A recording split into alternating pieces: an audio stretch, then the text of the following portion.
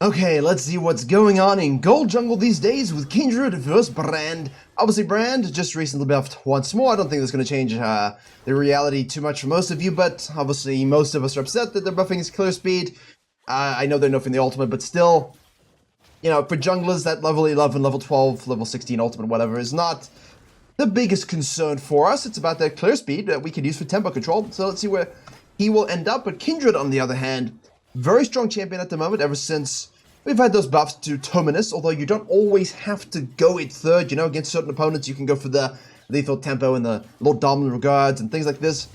But standard stuff, Kraken, Triforce, Terminus, you're always going to have fun that way. In the meantime, as we're watching that, having a big fetch at the Lux who did leash you, Caitlyn didn't, walks into everybody and actually ends up dying. I'm okay here with the Kindred just not really reacting to it, because while you know Brand's going to full clear down, is there an 80% probability you get down here for the kill? Not really, because they can always walk the other direction, you don't have E up, and while you have mid prio, I don't really feel like giving the Brand a vertical jungling opportunity. So, Twisted Fate in the mid lane, freshly nerfed, but still viable. Kindred crossing here 232. Seems to be a wide net agreement among most gold junglers that no matter what champion you're playing, you cross over at 230. Brand, 241. How? See, that's the thing, right? Brand's really easy to play. You should really just go into practice tool for 5-10 minutes, really nail down a couple clears, understand what you need to do. Go watch a League of Graphs challenge Brand, watch a Gurren, copy the clear exactly, you'll have it in 10 minutes. Seriously, it's that easy. There's a reason I don't really talk about full clear techniques in these videos, because it's something you can do on your own, and it's largely in the improvement PDF where we talk a little bit about this. It's just not something that you need to waste valuable minutes talking about, when you can talk about why it's important and other things we can do. So the Volibear dips down. You absolutely must head over to Virkayu.gg. I have a free jungle improvement resource as well as a dedicated program where we have jungle video courses, jungle coaching VOD libraries, weekly free video content seen nowhere else, as well as Q&As and patch note rundowns, as well as a private jungle Discord. And if there's one thing I'm good at, it's making junglers reach their goals, as we saw with the record number of people hitting them at the end of Season 13. If you want to climb faster than anyone you know, jungle diff every game you play, click the link below or head to Virkayu.gg. 99% rewards. We skipped the Raptors here, which I kind of respect, leaving those behind, just to have a faster clear on the top side, but we should still be faster than 324, but we're not. You know, it's warded, and it doesn't really matter. The guy's still caught out, but Volley is strong, has Ghost activated. Doesn't look like we're going to get anything here. And I guess that's also a valuable point. You know, am I even going to be able to get kill threat on this lane? With his Ghost up, with his Q up? No. So in that particular case, it's fine just to go ahead and finish a full clear, because you'd be level 4. Now you can have a look. Did they start trading? Maybe I can gank this. If nothing, fine. I can do my Scuttle Crab. RNG's on the other side. Unlucky. You know, maybe I can counter gank the Brand in the mid lane. Maybe I can gank the mid lane. I think with Kindred, while it has been historically more beneficial to be aggressive on your invades and ganks, I think it's always better just to be balanced. You know, if you need to full clear, you can do. If you need to gank, you can do. Now the Kindred's going to finish that, obviously thanks to experience soaking. Will hit level 4. Remember, if you just do a 5 camper into the crab, you will be level 3 only. So factor that into your 2v2s. Brand will obviously get this one here. Don't know what he's waiting for, just go ahead and do it. Kindred just says, I'm going to go ahead and do my Raptors. Because our tempo's quite far off here as Kindred, there is a distinct possibility for us to go and steal this respawn of the Grump. Always around your 4-minute 20 marker, it should be. And then maybe we can go and do something about this, because if we anticipate Brand full cleared and ganked, does this, maybe goes and sits here a little bit, and then goes back to base, we've got ourselves 30 seconds we can play with. And when you have 30 seconds on Kindred, you need to use the 30 seconds on Kindred. So let's see what happens. Yasuo's a tough gank. Obviously, we know Brand's doing the bottom scuttle. We know Brand's going to be in this area. You see the ping there from the Kindred. Very good awareness, actually, to kind of track that. Both junglers looking for this mid lane 2v2.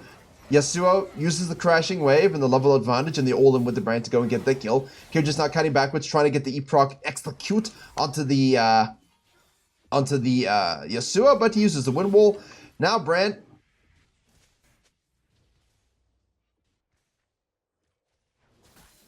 do you see what I mean about Brand? You can literally full clear slower than a total ages and gank lanes with neurons that do not actually, you know, really justify being called neurons, and you still are 2-0-1. Why are we buffing his clear speed? Why are we... Just don't. Nerf it, keep him down, it's cool. Yes, his win rate is lower, but that's fine, because junglers, we're all about, like, high-level pathing. You know, obviously, at this particular stage, he's able to do this, right? This is not a terrible play. It really isn't. Because we know categorically that the Kindred, at this point, should, in theory, go back down to the bottom side. But now, I'm saying this as we see the Kindred kind of kite up a little bit. There's a distinct possibility as well that the Twisted Fate moves up. That the Kindred collapses. That the Volibear is low and wants to go back to base. Why is that the case, my friends? And if you're saying, well, you know, Virkayu, get to the point, because we know, it's because this exists. I'm not averse to this play. Honestly, if you can full clear, gank a lane, take a scuttle, gank the mid lane, fall back out, take this one, and then go into this one, do it, right? Well, in theory, you couldn't do that, but like if you did Gromp into Wolves and then you floated back to this, because you see the Kindred down here, that's fine. You don't have to base to take the grubs. You don't. As long as it matches up with your lane prio, the back timings, where the enemy jungler is, and if you can actually do them. The worst thing you can possibly do is actually telegraph that you're on it. So let's see if anyone actually does something about it. Kindred's doing the Wolves. Did Kindred really stop to do the Wolves first?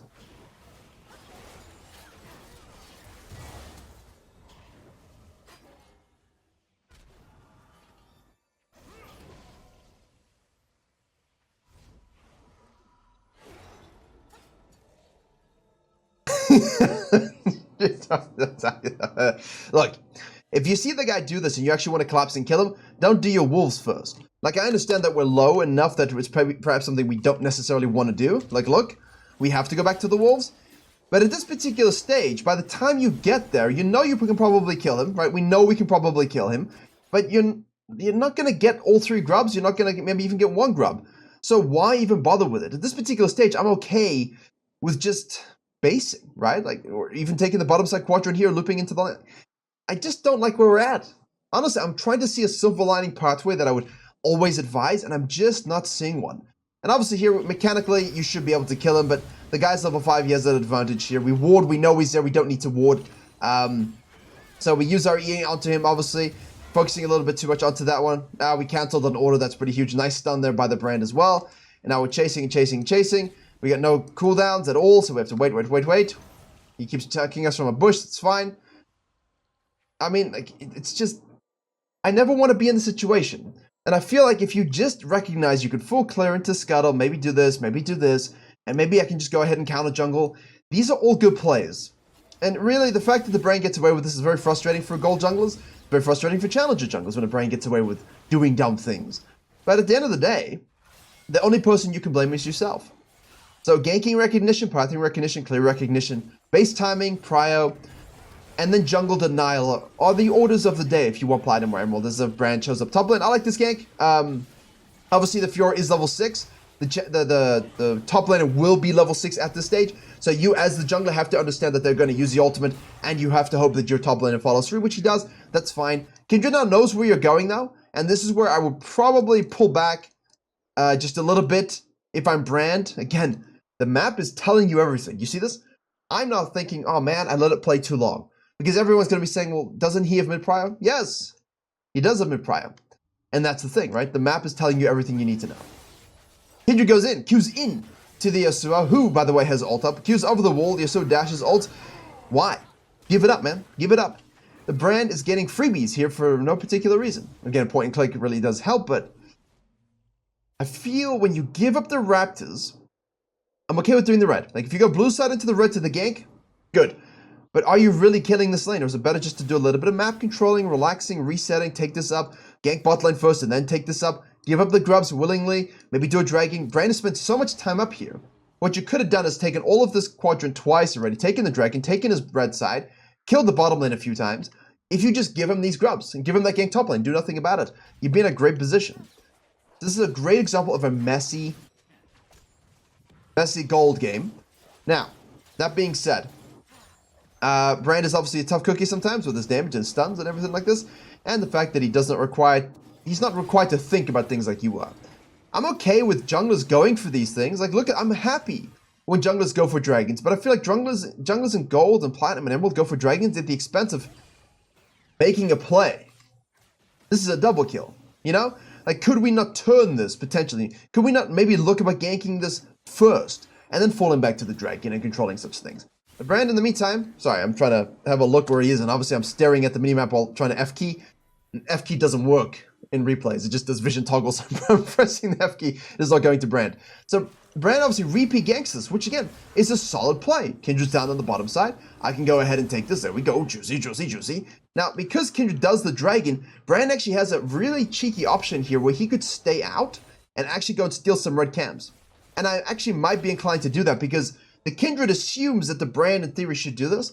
Or more should I say this, the Brand should know because he showed top lane here and the Kindred did the dragon, they will go and do the red side. So I might as well take their red side and then maybe I do red Krugs and cheese the Fiora again. You know, I know Volibear's got a lot of cash monies in his... Well, actually doesn't have that much. His ult will be up. We can do a dive again. Really spam gank this top lane. It's a great play. Snowball the Volibear, right? Before he becomes something that can't play the game because Fiora. So, yeah, it's really off. Honestly, it's really off. The dragon pull, without thinking about killing first. The biggest thing in the bad habits video that I made on the main channel was that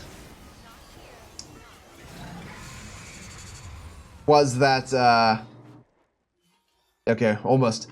The biggest thing about that was that I said, do you need to do the objective first and then kill? Or should you kill first and then do the objective? Which one? Making that read is a very important distinction, right? Especially if you've got low HP targets, hey, I can go kill you. Push the wave, take some plates, and then I can do this because I know he's top lane, and I see it. Then I can take all of his shit and gank it again. Just like the Brand should have done, Kindred could have done it on this side. But they didn't. Now Brand's wandering around. This is the big thing. We give him credit. Brand thinks Kindred the Dragon is taking my red side. I should take their red side. And very clearly, he didn't think about that. The Kindred did. So that's at least solid, but that's why when Brand shows up with the Krugs, Kindred's a little confused. Why is he here? Why isn't he taking my red stuff?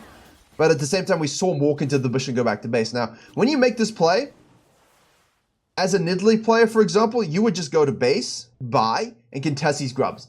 But I'm actually okay with the Kindred in this particular space, just saying no. I have to give up the grubs this game. It is what it is. Go mid lane, space nicely, use your smite there. A little bit of a chuck after that, but you know, we'll take it. That's free kills. Brand obviously now walked around and trapping.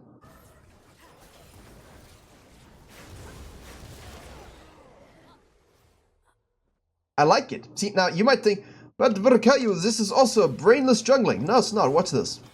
Yeah? Volley's had control of the vision game entirely on the top side. Brand's looking to shadow this, pulls it out. Now, he is low HP, excuse me. He is low HP, which is the downside to this play.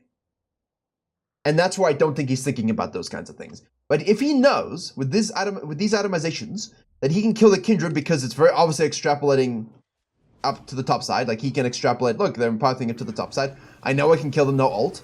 This is a good play. The Twisted Fate didn't even notice it. Now, he ulted now, obviously.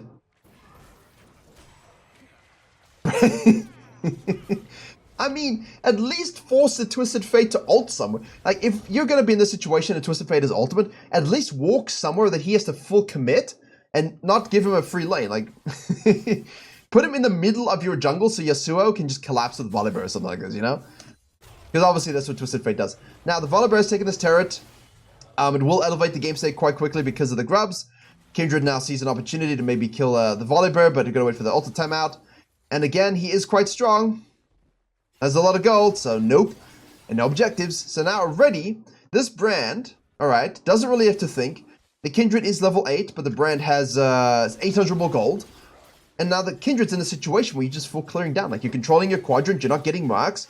You're not in this position to really do much. Yeah, it's really interesting when these things happen. When you put yourselves in these positions, the biggest questions are always, hey, at 40 minutes, 50 minutes, what do I do? And as you can see, that's not really the question, right? It's about the 3rd minute, the 5th minute, the 8th minute, the whole setup. And again, telegraphing where you're gonna go, if you have any sort of tracking for the enemy jungle, is horrific. Walking into blind fog of war shadow of Mordor is always bad. Kindred is ult up again here. Probably will have to use it if Brand hits stuff. Brand does not hit stuff. Now the Brand overcommits and is forced to flash out.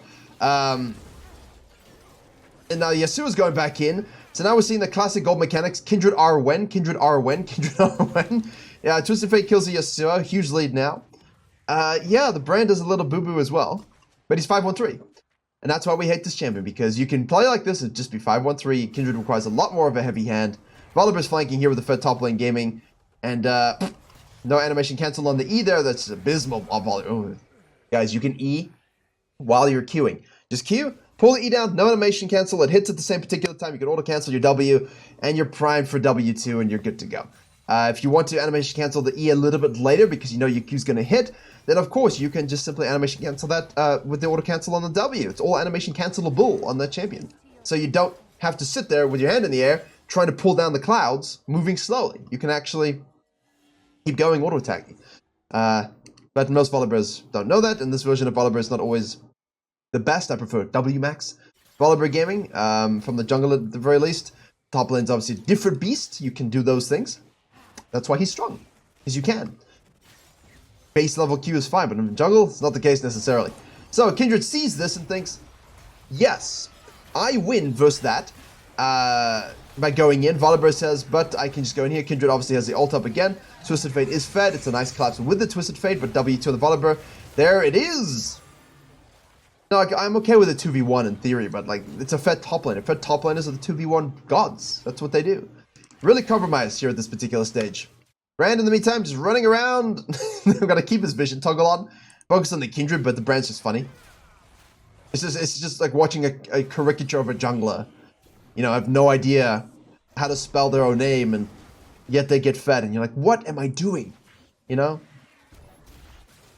You have a PhD, and they just graduated elementary school, and they beat you at something. It's just like, how? They accidentally got the answers right. That's what it feels like, honestly. Because the amount you have to work for Kindred versus what Brand has to do is hilarious. But then again, Kindred could have destroyed him, just made the wrong decisions, didn't play avoidance, didn't deny him camps and objectives through better pathing, just kind of ran places, told the whole world where they were pathing, and whenever you do that, it always costs you. It always costs you big time. So Brand on the Krugs, Kindred's going to be full clearing, obviously, to control your camps. If we can collapse on the Volibear, we will do so. Kind of tough, though. Does have Ghost up, has obviously Q up. Bottom lane here, Senna and Smolder really, really fed. Our Caitlyn is also actually quite fed, but, you know, we're not even talking about bottom lane. It's just a fiesta back and forth, and the Caitlyn's fed, but there's no pressure around it from a jungler perspective. That's the thing that we can talk about a lot. In the low elo games, like the previous video, the low elo silver bronze one, we spoke about how it just feels like junglers have no impact in those games, both sides, which is true. In gold, you still get a little bit of that, but you do see that the impact is sometimes very asymmetric. Like it'll be all top lane or mid lane, and they don't know how to weave in the pressure everywhere. And that's a skill, right? And the way I kind of phrase it is the 3-2-1 jungle rule. Focus on the lane you want to carry, the win condition, the best lane that you think is going to help you win, right? Plan to gank it first, plan to gank it again in your second rotation, and plan to gank it again in your third rotation. The top lane and the mid lane, say it's a bottom lane you want to gank, all you got to do is gank top lane once, and if you full clear down, gank bottom lane, take a scuttle, go back to base, gank top lane now. Then full clear down, gank it again. Right? That's already 2 bottom lane, 1 top lane. If you can gank mid in between all of that, that's already 1 done. But now you don't really need to always go top lane again unless it's opportunistic. And if you can gank it a second time and you don't need to touch mid lane, then the mid lane can just have 1 gank. It's just a way to structure, hey, I need to gank bottom lane 3 times, I need to gank mid lane twice, or top lane twice, I need to gank the other one 1 time. And you just force yourself to think a little bit about your pathing and how you can get that done. Because if your Caitlyn's fed and you're never showing a bottom lane, like before the dragon, for example, and you're letting it all go coin flip, you will just lose games. And now we're just straight up astro fighting in our jungle, flashing over walls at 153 with no real gold lead. And that's how you just never come back. Because look, 6 grubs just pushing like an idiot. And honestly, if you're in this kind of game with this kind of KDA playing like this, there's no one else to blame other than yourself. If you're 20-1, 15-1, 10 kills, 2 deaths as Kindred in this game, you should be able to win it, right? You should really be able to win this game easily. Because you will win these skirmishes. You will win these fights. You will be able to push the map. You will be able to move into the jungle camp. So we're going to have 2 marks. 2 Deutsche Marks. Weimar Republic currency is what we have. And now, you know, Yasuo's going all in on the Fiora. Brand dies. For sure, we can kill the Asua. For sure, we can do that. And here's the thing, guys. You are not inherently, as junglers, going to always be able to kill solo laners that are 2 to 3 levels up on you. TP from the Volibear, by the way. Animation just didn't show. There's the Q animation with the E. Nicely done. Oh, missed one there. Doesn't really matter. We do have ult up, so we can just tower dive this. Ult used. Uses W there. He's going to hit. Pretty cool. You're not always going to be in this position. This is obviously quite a significant deficit that we have, but the brand hasn't really exactly done much, right? But he has impacted lanes. I will give the brand full credit for his impact on the top lane. I'll give Brand full credit for his ganks in the bottom lane, and I'll give Brand full credit for his ganks in the mid lane. His ganks were impactful, and his team ran away with it. So as Kindred, we can look at the jungle versus jungle pathing, and the way the Brand went about the game and say, look, this is pretty shit, right? This wasn't good. We agree on that, but what he did have was lane impact. And at the core of all jungle philosophy is, yes, I tell you to jungle deny and prevent them from doing stuff. But why do I want you to prevent them from doing stuff? So that you can have jungle impact, have lane impact, excuse me. So that you can gank those lanes, shit on them, have them snowball, and the enemy jungler can't help them. And if your lanes are automatically winning, then I want you to be in a position, that's fine, I want you to be in a position where your laners can keep winning without worrying about the brand showing up. And that's a big issue. Your laners might have been in a good position, but the brand showed up, didn't. And so the leads that they did have or might have had just never panned out. Brand shows up top lane, same level as the Fiora. He made top lane, let's be honest. He made top lane. Let's see what happens. We missed that one. We missed everything. Good job by the Fiora. Right. Now the problem is, 21 minutes into the game, we're down 4k gold, which doesn't feel like a lot, but this game it feels like a lot. Caitlyn's taking our camps too. And again, if your teammates are taking your camps and you're 1-6 and 4, you just accept it. You are a bot this game. You do not get anything for free. There we go. Here's the team fight. Ult is used. Volibear jumps in. Send ult nullified a little bit. Smaller from across the screen. Disgusting champion. Failure in design. I mean, what do you say about this game other than they keep fighting? You're not going to win the fights. You keep losing, guys. You have to farm and chill and wait for them to make a mistake, misstep, and make the pick. But they don't do that. And then they take an inhib. And no kills. Then they take a Baron. And then they just shove it down. That's why econ is so important. Don't fight blindly. Have your jungle pathing be good and smooth. And I know this is a bit of a short one, but I think we can agree that there's not a lot of substance left here. And 6 grubs are great. Huge game for the Kindred to learn a lot about aggressive pathing, because the Kindred tried to make things happen, but it wasn't really well thought through. And the brand honestly just ran around like a donkey, but he did the one thing that junglers have to do, which is impact lanes. And his laners ran with it. So remember that. Jungle deny, very important, but only if you figure out a way for that to impact lanes. Either through killing the enemy jungler so that they can't gank, or killing the enemy laners so you can kill the enemy jungler. So you can actually deny him camps and objectives, and that extrapolates to your victory.